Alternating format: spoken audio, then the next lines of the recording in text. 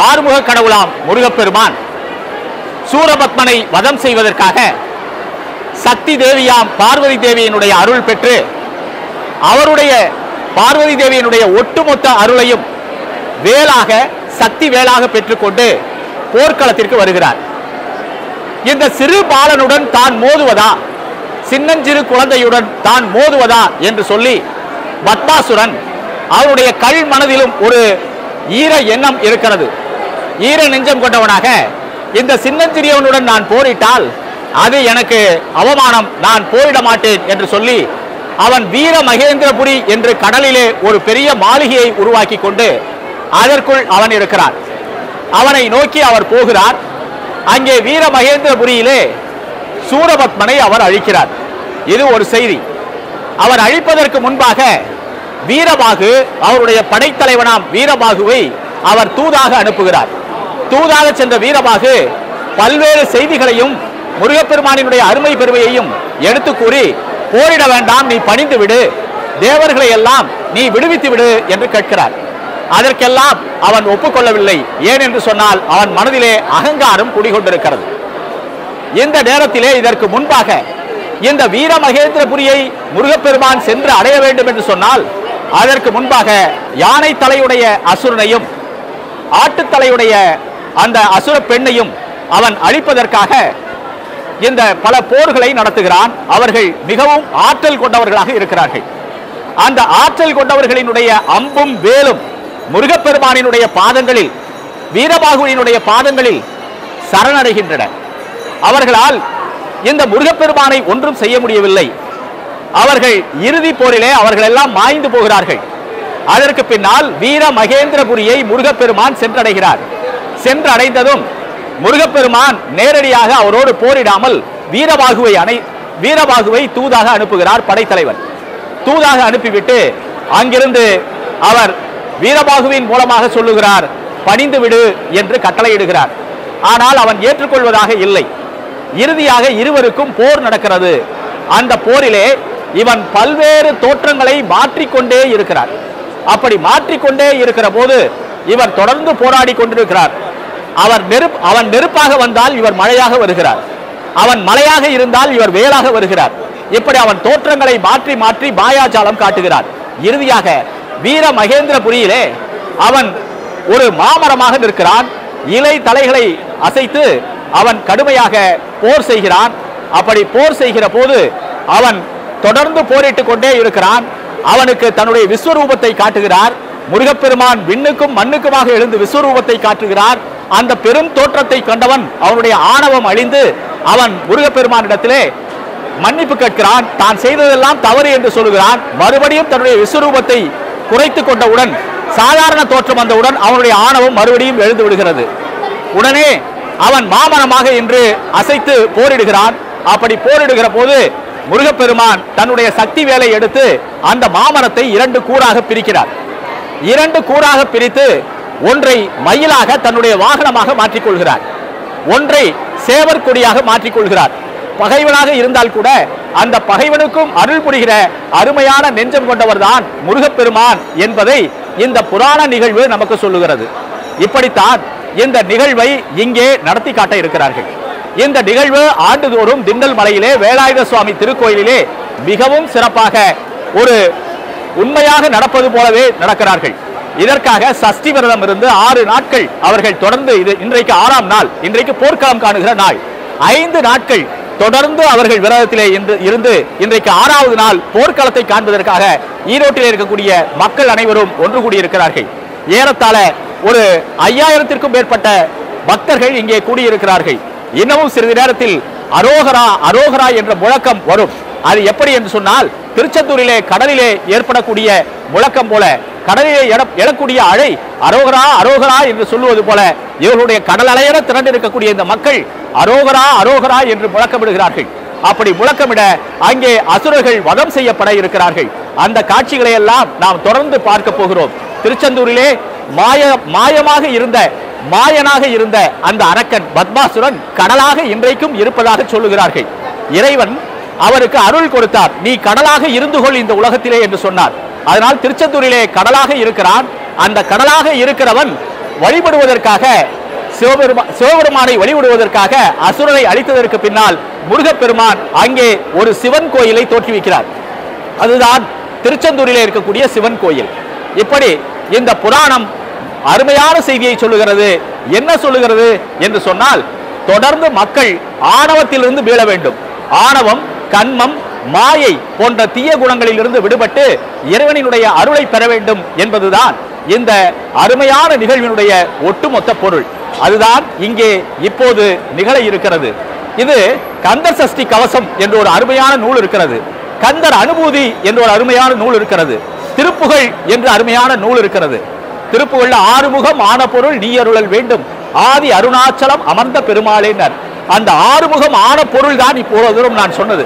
அந்த ஆறுமுகம் ஆனதற்கு காரணம் யார்? அசுரன் பகைவனாக நின்று போரிட்டது.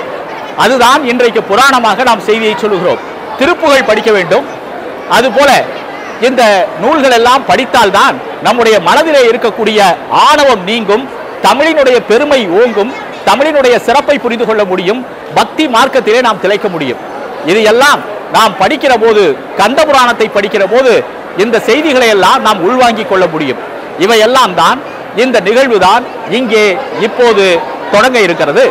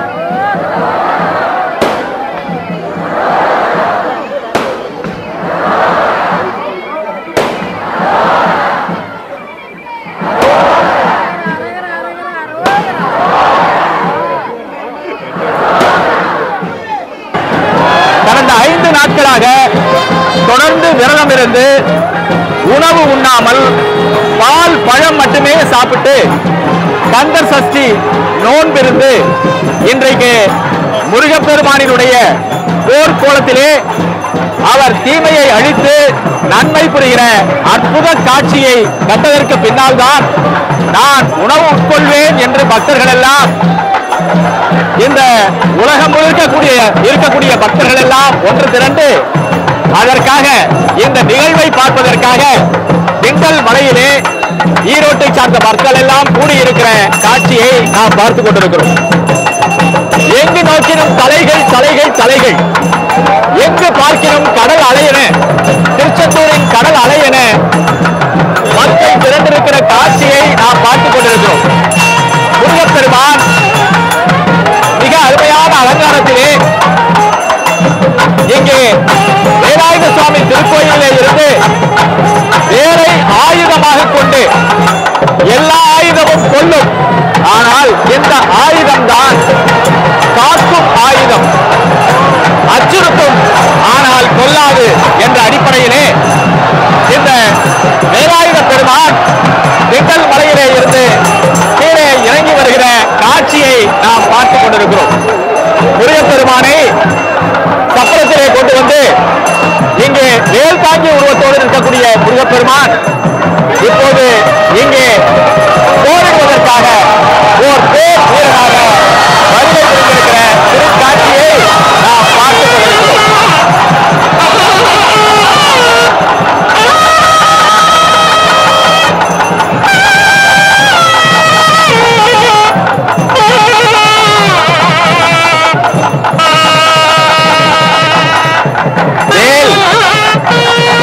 வேல் என்றால் வெற்றி, வேல் என்றால் அதிலே வில் என்ற சொல் இருக்கிறது. வேல் என்றால் வில் என்ற சொல் இருக்கிறது. வேல் என்ற சொல்லினுடைய வினைப்பகுதி வில். வில் என்றால் வெற்றி பெறு என்று அர்த்தம். வேல் என்றாலே வெற்றி, முருகன் என்றாலே வெற்றி, முருகன் என்றாலே தீமையை அழிக்கக்கூடிய நன்மையை தரக்கூடிய இக பரம் சுகம் தரும் முருகா என்று திருப்புகழ் பாராட்டுகிறது. இக பர சுகம் தரும் முருகா. இகம் என்றால் இந்த உலகம், பரம் என்றால் மேலுலகம். இந்த உலகத்திலும் மேல் உலகத்திலும் வரம் தரக்கூடிய சுகம் தரக்கூடிய முருகப்பெருமான் இப்போது போர்க்கோலத்திலே இங்கே வருகை புரிந்திருக்கிற காட்சியை நாம் தொலைக்காட்சியின் வாயிலாக பார்த்துக் கொண்டிருக்கிறோம். முருகப்பெருமான் இரண்டு விதமாக அருள் புரியக்கூடியவர். இந்த உலகத்திலே வாழுகிற போது மகிழ்ச்சியையும், மேலுலகத்திற்கு சென்றால் அங்கேயும் வீடு பெற்றை தரக்கூடிய வல்லமை பெற்றவர் தான் முருகப்பெருமான். அந்த முருகப்பெருமானை வணங்குவது தமிழ் கடவுளை வணங்குவது. முருகப்பெருமான் குறிஞ்சி நில கோமான். குறிஞ்சி என்றால் மலை, குறிஞ்சி நில கோமானாக, கோமான் என்று சொன்னால் மன்னன் கடவுள் என்பதெல்லாம் பொருள். குறிஞ்சி நில கோமானாக முருகப்பெருமான் திகழ்ந்து கொண்டிருக்கிறார். முருகப்பெருமான் என்பவர் தமிழ் கடவுள். 6 முகங்கள் இருக்கின்றன, 12 கைகள் இருக்கின்றன. 6 முகம் 12 கைகள், 12 கைகளும் 12 உயிர் எழுத்துகள். 6 முகத்தோடு சேர்த்தால் 18 எழுத்துகள், மெய் எழுத்துகள் 18. அப்படி என்றால் உயிரும் மெய்யுமாக இருக்கக்கூடியவன் முருகப்பெருமான். அப்ப தமிழ் கடவுளாக இருக்கக்கூடியவன் முருகப்பெருமான். அந்த முருகப்பெருமான் தான் இப்போது தீமைக்கு எதிராக தேவர்களை காப்பதற்காக இந்த திருக்கோலம் பூண்டு வந்திருக்கிற காட்சியை நாம் இப்போது இங்கே பார்த்து கொண்டிருக்கிறோம். பக்த கோடிகள் எல்லாம் திரளாக வந்திருந்து முருகப்பெருமானினுடைய அருளை பெற வேண்டும் என்பதற்காகவே இங்கே திரண்டிருக்கிறார்கள். இது 5 நாள் போரினுடைய முடிவாக, 5 நாள் போரினுடைய உச்சமாக இன்றைக்கு 6வது நாளாக நடைபெறுகிற ஆறுபடை வீட்டினுடைய சிறப்பாக இங்கே முருகப்பெருமான் திருக்கோலம் பூண்டு வந்திருக்கிற அருட்காட்சியை நாம் தொடர்ந்து பார்த்து கொண்டிருக்கிறோம். 6 முகங்கள் 12 கண்கள், 6 முகங்கள் 12 கண்கள். வல்லினை எழுத்து 6, மெல்லினை எழுத்து 6, இடையினை எழுத்து 6. வன்மை முருகப்பெருமான் வன்மையாகவும் மென்மையாகவும் இடைப்பட்டும் இருப்பார். முருகப்பெருமானினுடைய திருக்கோலத்தை பார்க்கிற போது அவர் மனித தோற்றத்திலே இருக்கிறார், அதுதான் இடைப்பட்டிருப்பது. வன்மையாக இருப்பது என்று சொன்னால் முருகப்பெருமான் அசுரரை அழிப்பதற்காக வன்மையாக வீரனாக வந்திருக்கிறார். பகைவர்களுக்கு அருளுகிற போது மென்மையாக இருக்கிறார், அதுதான் மெல்லினை எழுத்து. அதனால் வன்மை, மென்மை, இடைமை என்ற முன்மையும் கொண்ட 18 எழுத்துக்களை கொண்டு முருகப்பெருமான் மெய்யெழுத்தாக இருக்கிறார், வல்லினமாக இருக்கிறார், மெல்லினமாக இருக்கிறார். பக்தர்களுக்கெல்லாம் உயிருக்கு உயிராக இருக்கிறார். உயிர் எழுத்து 12, 12 கைகள், 12 கைகள், 12 எழுத்து.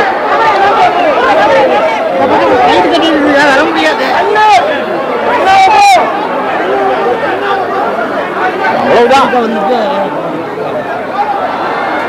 விட்டுருங்கப்பா, ஒரு உள்ள விட்டுரு நிற்போம். வெற்றிவேல் முருகனுக்கு அரோகரா, அரோகரா என்ற முழக்கத்தோடு முருகப்பெருமான் இங்கே தோன்றி இருக்கக்கூடிய திருக்காட்சியை நாம் பார்த்து கொண்டிருக்கிறோம். தமிழ் கடவுளாக இருக்கக்கூடிய முருகப்பெருமான் 12 கைகள், 12 உயிரெழுத்துகள், 6 முகம், மொத்தமாக 18 எழுத்துக்கள், மெய் எழுத்துகள். உயிராகவும் மெய்யாகவும் இருந்து காக்கக்கூடிய முருகப்பெருமானினுடைய திருக்கோலத்தை காண்பதற்காக ஈரோட்டிலே இருக்கக்கூடிய பக்த கோடிகள் எல்லாம் ஒன்று திரண்டு இருக்கிற திருக்காட்சியை நாம் இப்போது தொடர்ந்து பார்த்து கொண்டிருக்கிறோம்.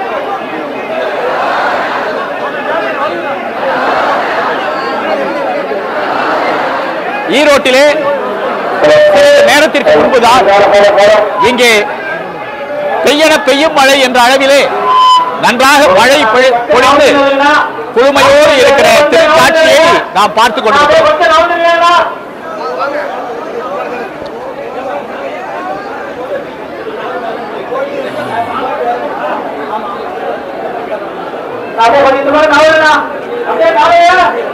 நோக்கி இருக்கக்கூடிய முருகப்பெருமானினுடைய படைத்தலைவனாம் வீரபாகுவை எதிர்நோக்கி இருக்கக்கூடிய வீரர்கள் அனைவரும் தோல்வி அடைகிறார்கள். இறுதியாக பத்மாசுரன் போர்க்களத்திலே வந்து நிற்கிறான். முருகப்பெருமான் போர்க்கோலம் பூண்டு இங்கே பத்மாசுரனை வதம் செய்வதற்காக வருகிறார். அதற்கு முன்பாக மூவரை வதம் செய்கிறார். ஒன்று கஜமுக அசுரன், இன்னொன்று அஜமுகி என்ற பெண், இன்னொன்று குதிரை முகம் கொண்ட அசுரன். இந்த மூன்று பேரையும் முருகப்பெருமான் வதம் செய்து இறுதியாக பத்மாசுரனையும் வதம் செய்து மாமரமாக நிற்கக்கூடியவனை மயிலாகவும் சேவலாகவும் மாற்றிக்கொள்ளுகிற அருமையான திருக்காட்சியை இங்கே படைத்து காட்ட இருக்கிறார்கள். கொக்கருத்த கோ என்று திருப்புகளிலே அருணகிரிநாதர் கொக்கு என்று சொன்னால் மாமரம், கொக்கருத்த கோ என்று சொன்னால் கோ என்றால் முருகப்பெருமான் சூரபத்மனை வதம் செய்த திருக்காட்சியை திருப்புகளிலே அருணகிரிநாதர் மிக அழகாக கொக்கருத்த கோ என்று சொல்லுகிறார். மாமரமாக நிற்கக்கூடிய பகைவனுக்கு அருளக்கூடிய நெஞ்சாக அவனை மயிலாகவும் மயில் வாகனமாகவும் சேவர் கொடியாகவும் மாற்றிக்கொண்டு நான் பகைவர்களுக்கு கூட என்றென்றும் அருள் புரிவேன் என்பதை மிக அழகாக தன்னுடைய வாழ்க்கை சித்திரமாகவே அவர் படைத்து காட்டுகிறார்.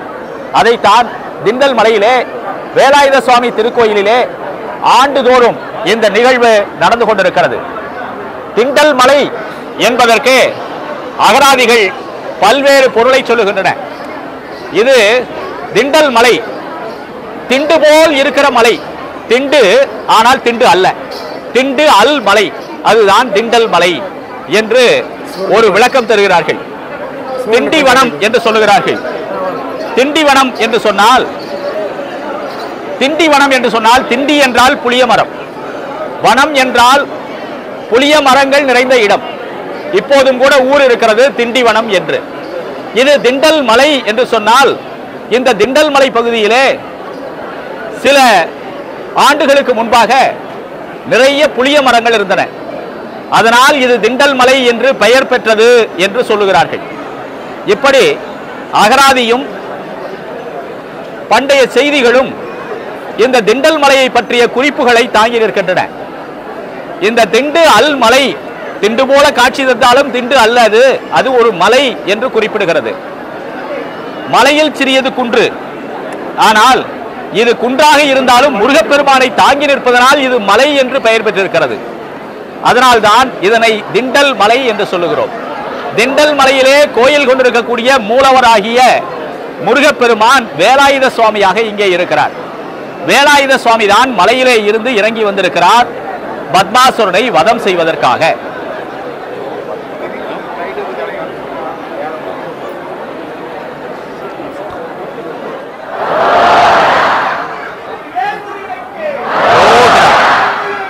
அரோகரா அரோகரா அரோகரா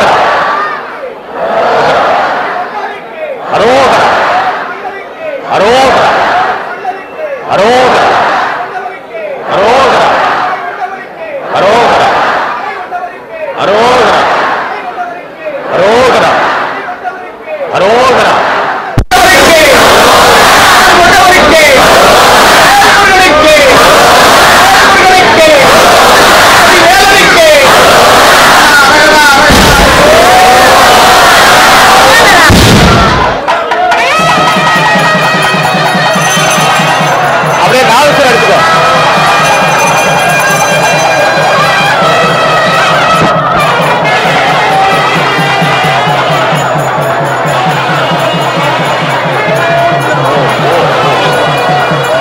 திருப்பிட்டு வருவாங்க.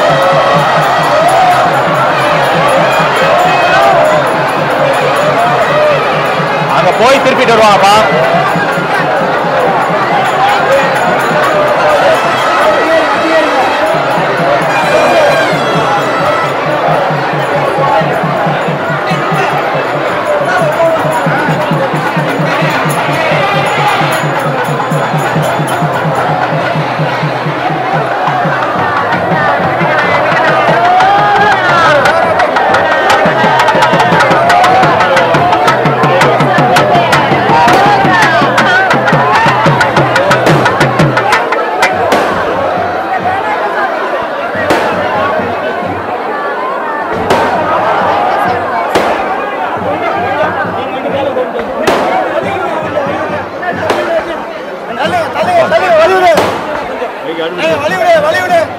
தம்பி எங்க இருக்க? இங்க தான் இருக்கேன்.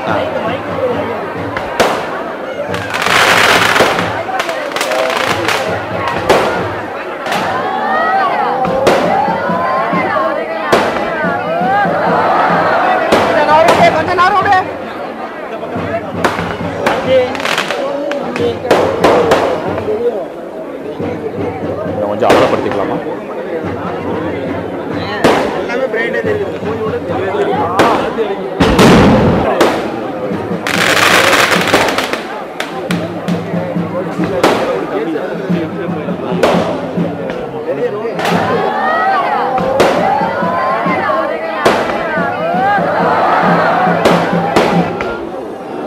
இடம் கம்மியா இருக்குது.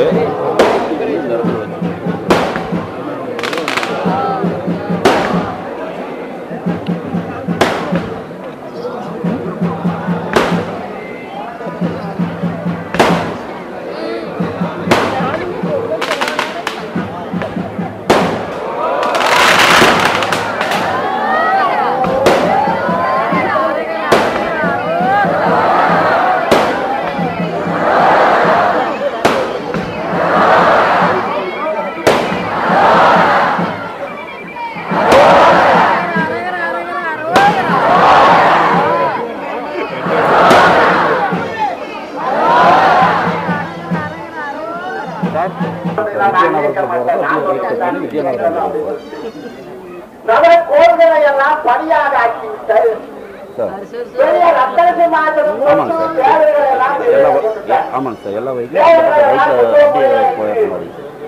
அந்த பரதேச நடத்துல வேட்டைகளாகி இந்த மாதிரி அசுரனுக்கு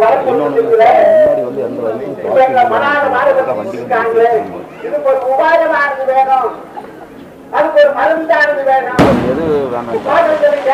சிவபெருமான் வெகு நாள்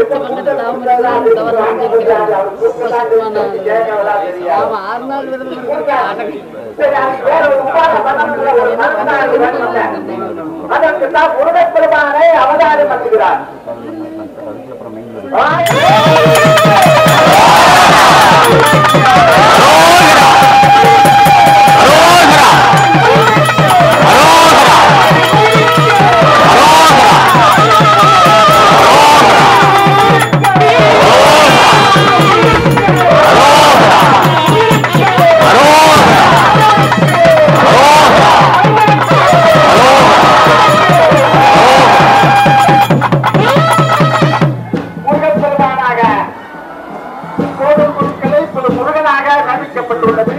அதைத் தொடர்ந்து கூர் செல்லும் பொருட்டாக வீரபாண்டி என்று சொல்லக்கூடிய ஒருவரை நியமிக்க உள்ளோம். வீரபாகு பேசணும்.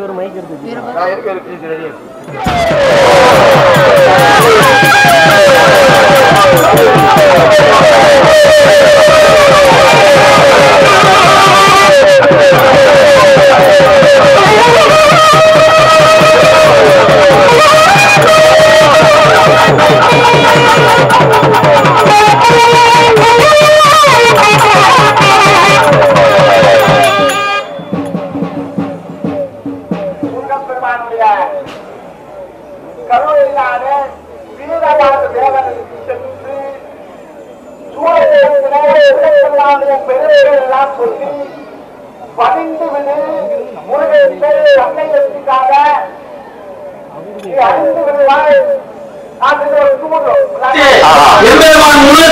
சாமானி அடைந்து விடு.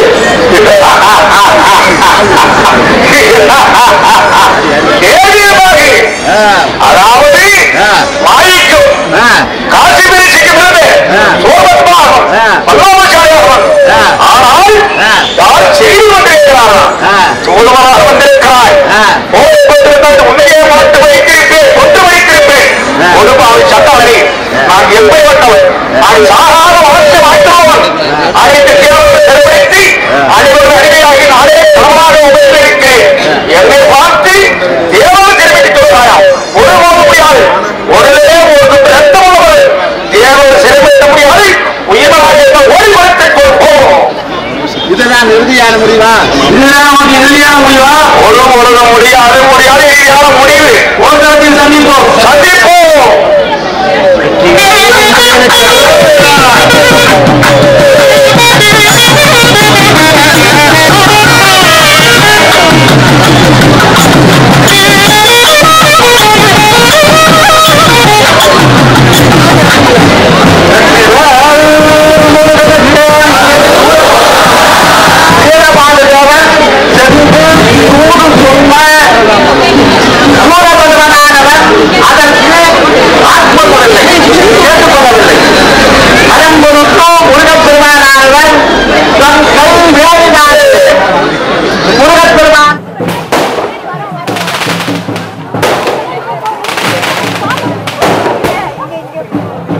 கீழே கடை இருக்கும் பாருங்க.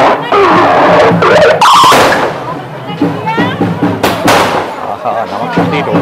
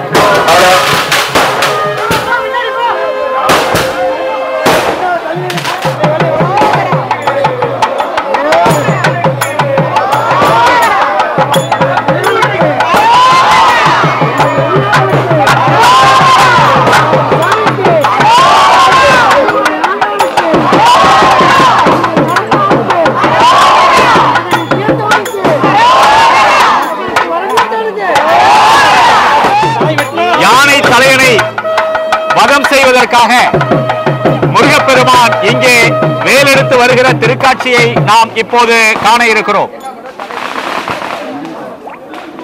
பல தடைகளை உருவாக்கி வீரமகேந்திரபுரிக்கு உள்ளே நுழையாதபடி கஜமுகா அசுரன் தொடர்ந்து தடை செய்து கொண்டிருக்கிறான். முருகப்பெருமானை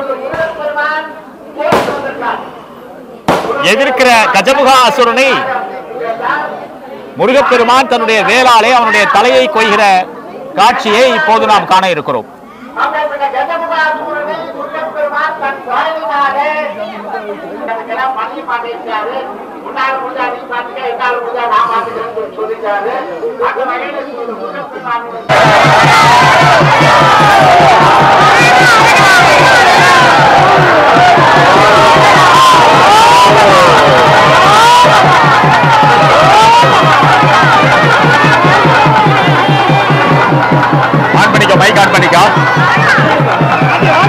கஜமுகா அசுரனை முருகப்பெருமான் வெற்றி கொள்கிற திருக்காட்சியை இப்போது நாம் பார்த்துக் கொண்டிருக்கிறோம். கஜமுகா அசுரனை முருகப்பெருமான் வெற்றி கொள்கிற தலையை கொள்கிற அருமையான திருக்காட்சியை நாம் இப்போது பார்த்துக் கொண்டிருக்கிறோம். போலாம் போலாம் போலாம்.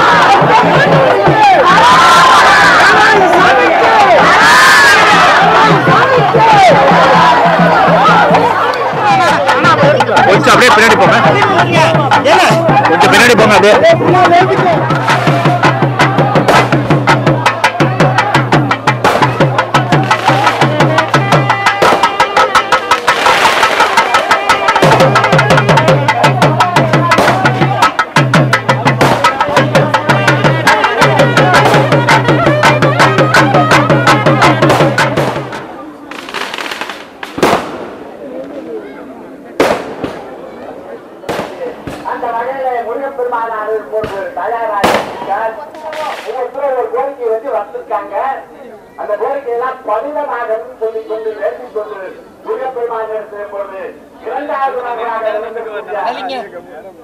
கொஞ்சம் தள்ளி நில்லுங்க அப்படியே.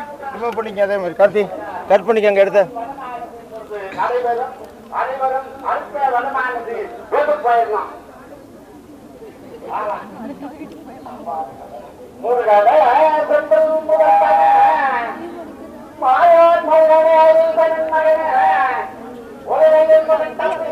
தண்ணி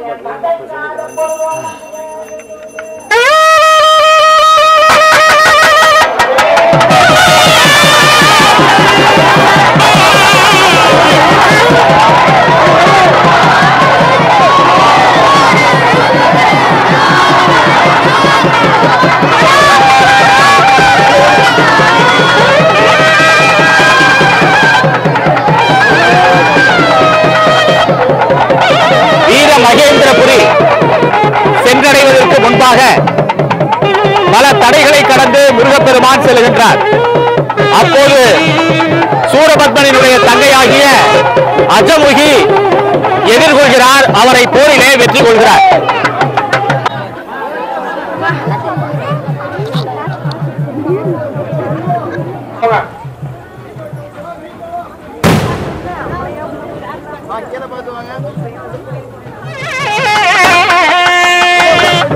அண்ணா அண்ணா கொஞ்சம் ஒரு நிமிஷம்.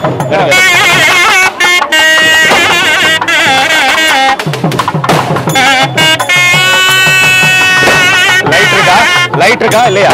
அடிக்கணுமா?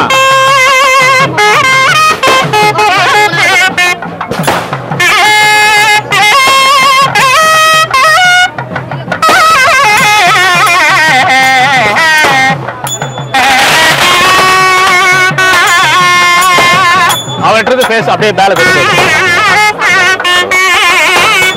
என்ன பண்றீங்க? எதுக்கு?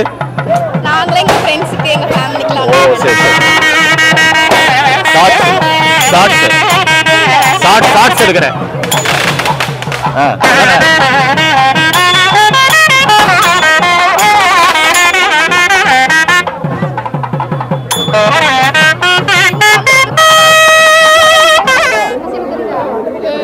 வீர மகேந்திரபுரியை நோக்கி முருகப்பெருமான் வருகை புரிந்து கொண்டிருக்கிற போது சிங்கமுக அசுரன் சிவந்து அவரோடு போரிடுகிறான். போரிடுகிற போது 1000 வேல்களை 1000 அம்புகளை அவர் தொடர்ந்து விடுக்கிறான். அவையெல்லாம் முருகப்பெருமானினுடைய பாதங்களிலே சரணடைகின்றன. இறுதியாக சிங்கமுக அசுரனின் தலையை தன்னுடைய சக்தி வேலால் கீழே வீழ்த்த வருகிறார் முருகப்பெருமான். கீழே வீழ்த்த வருகிற அற்புதமான திருக்காட்சியை நாம் இப்போது பார்த்துக் கொண்டிருக்கிறோம். முருகப்பெருமான் சிங்கமுக அசுரனை வெற்றி கொள்ளுகிற அற்புதமான திருக்காட்சி ஈரோடு மாவட்டம் திண்டல் மலையிலே இப்போது சிங்கமுக அசுரனை வதம் செய்து கொள்வதற்காக முருகப்பெருமான் தன்னுடைய வெற்றி பாதையிலே பயணித்து வேல் தாங்கி வெற்றியோடு வருகிற திருக்காட்சியை நாம் தொடர்ந்து பார்த்துக் கொண்டிருக்கிறோம். இப்போது முருகப்பெருமான் சிங்கமுக அசுரனை நோக்கி வருகை புரிந்து கொண்டிருக்கிறார். வீரவேல் வெற்றிவேல் என்ற போருக்கு தயாராக உள்ளாயா? சிங்கமுகாசுரனை பத்தி ஒண்ணு சொல்லணும்னா நேர்மையின் வாதி. ஒரு மனுஷன் எப்படி இருக்கணும் அப்படியெல்லாம் இருக்கக்கூடிய மனுஷன். ஆனா அரக்கனா போறதுதான். கண்ணியா கட்டுப்பாடு எல்லாத்துக்கும் உரிய மனுஷன். அப்பா சொல்லிட்டாரு அப்படிங்கிற சகோதரன் சொல்லிட்டாரு, அப்பா சொல்லிட்டாரு, ஒரே ஒரு காரணத்துக்காக தன்னுடைய உயிரையும் வாய்க்கு வந்திருக்கிறான். சிங்கமுக அசுரன் எவ்வளவோ தடை சொல்லி பார்க்கிறார். முருகப்பெருமான் ஒப்பற்ற ஆற்றல். அந்த ஒப்பற்ற ஆற்றலை சிவனினுடைய வடிவமாக இருக்கக்கூடிய முருகப்பெருமானை நாம் வெல்லுவது அரிது. தேவர்களை எல்லாம் விடுவித்து விடலாம். தேவர்களை விடுவித்தால் போர் நின்றுவிடும், நாம் உயிர் பிழைக்கலாம் என்று சிங்கமுக அசுரன் நேர்மையாக கூறுகிறார். ஆனால் அவற்றையெல்லாம் கடந்து பத்மாசுரனுடைய தூண்டுதலால் சிங்கமுக அசுரன் தொடர்ந்து போர்க்களத்திலே நிற்கிறார். தன்னுடைய அண்ணனுக்காக அவர் போரிடுகிறார். அந்த போர்தான் இப்போது நடைபெற இருக்கிறது.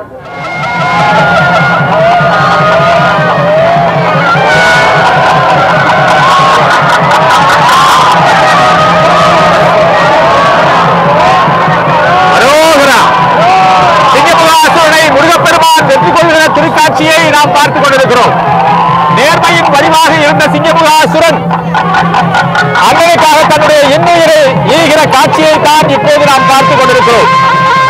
நேர்மையே வடிவாக இருக்கக்கூடியவன் அன்னைக்காக போர்க்களத்திலே போரிட்டு வெற்றி பெறுகிற திருக்காட்சிதான் இப்போது நாம் பார்த்துக் கொண்டிருக்கிறோம்.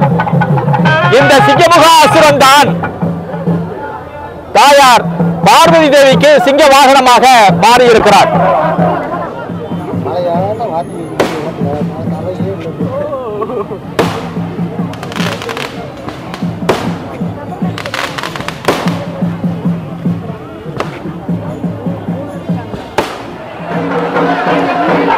யானைமுக அசுரன், கஜமுக அசுரன் என்று சொல்லக்கூடிய யானைமுக அசுரன், அஜமுகி, சிம்மமுகத்தோன் ஆகிய மூவரையும் வெற்றி கண்டு இப்போது முருகப்பெருமான் பத்மாசுரனை வெற்றி கொள்வதற்காக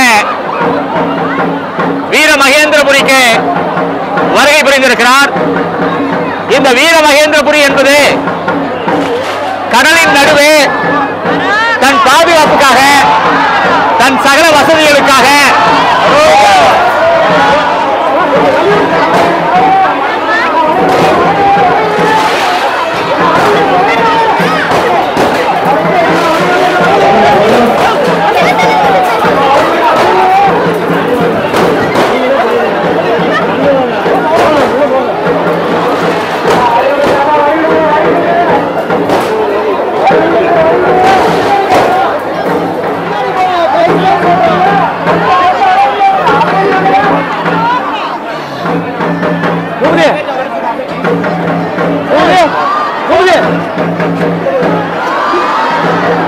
பத்மாசுரனை வதம் செய்வதற்காக முருகப்பெருமான் பல போர்களை நடத்துகிறார். அப்போது பத்மாசுரன் நெருப்பாக மாறுகிறான். முருகப்பெருமான் மழையாக பொழிந்து நெருப்பை அணைக்கிறார்.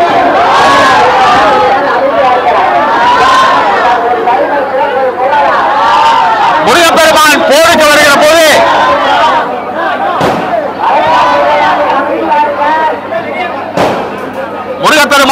வருகிற போது பத்மாசுரன் பலவிதமாக உருமாறிக்கொண்டே இருக்கிறார். பலவிதமாக உருமாறுகிற போது அவன் இறுதியாக மாமர உருவை எடுக்கிறார். அந்த மாமர உருதான் இப்போது இறுதியாக பத்மாசுரன் எடுக்கிற தோற்றம். பத்மாசுரன் மாமரமாக நின்று கிளைகளை அசைத்து புயல் காட்சியை ஆடுவது போல அங்கும் இங்குமாக மாயாஜாலங்களை எல்லாம் பத்மாசுரன் காட்டுகிறார். அவற்றை எல்லாம் எதிர்த்து முருகப்பெருமான் சக்திவேல் கொண்டு மாமரத்தை இரு கூறாக பிரிக்கிற காட்சியை தான் இப்போது நாம் காண இருக்கிறோம். முருகப்பெருமான்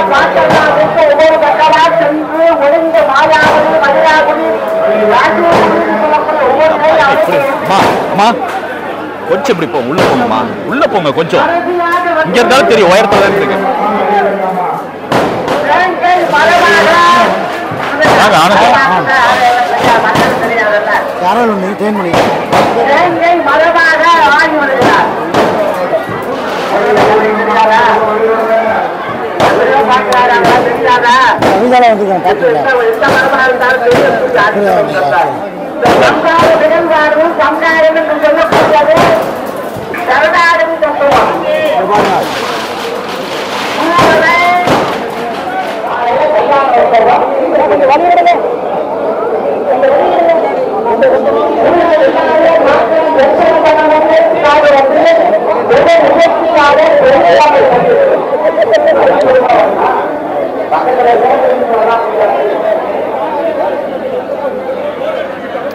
ரெண்டு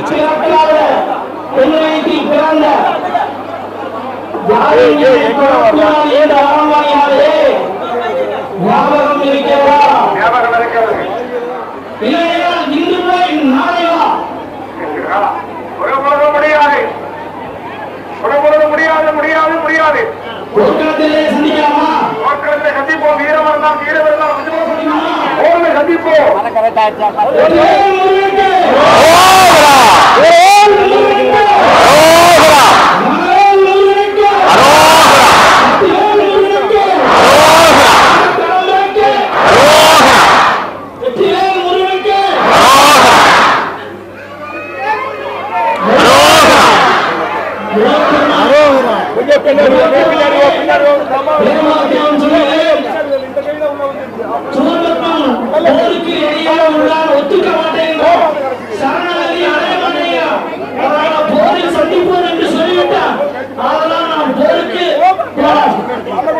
பொம்பளை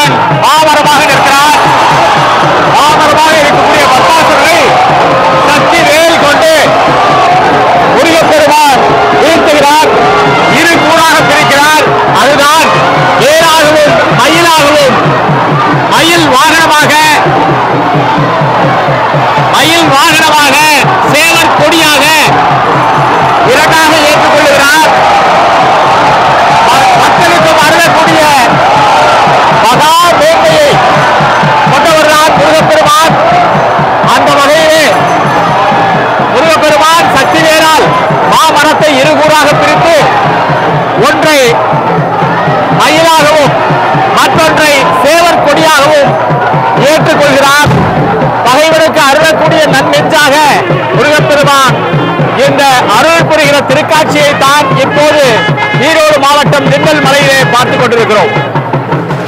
பத்மாசுரனை முருகப்பெருமான் சக்திவேல் கொண்டு மாமரமாக நின்றவனை இரு கூறாக பிரித்து ஒன்றை மயிலாகவும் மற்றொன்றை சேவர் கொடியாகவும் தன்னிடத்தில் முருகப்பெருமான் சேர்த்து கொண்ட திருக்காட்சியை நாம் பார்த்தோம்.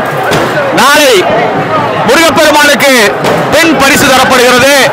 தெய்வ யானையை திருமணம் முடித்து தருகிற அருமையான சிறப்பு நாளைக்கு திருக்கல்யாணமாக ஈரோடு திண்டல் மலையிலே திருக்கல்யாண நிகழ்வு காலை 7 மணிக்கு நடைபெற இருக்கிறது. இந்த அருமையான நிகழ்வு முருகப்பெருமான் வெற்றி பெற்றார். வேல் என்றால் வெற்றி, வெல் என்றால் வெற்றி, முருகன் என்றால் வெற்றி. அந்த குமரன், அந்த அழகன், அந்த கடம்பன், அந்த கந்தன் வெற்றியை தருகிற அருமையான நிகழ்வைத்தான் இப்போது நாம் பார்த்து கொண்டிருக்கிறோம். நமஸ்காரம்.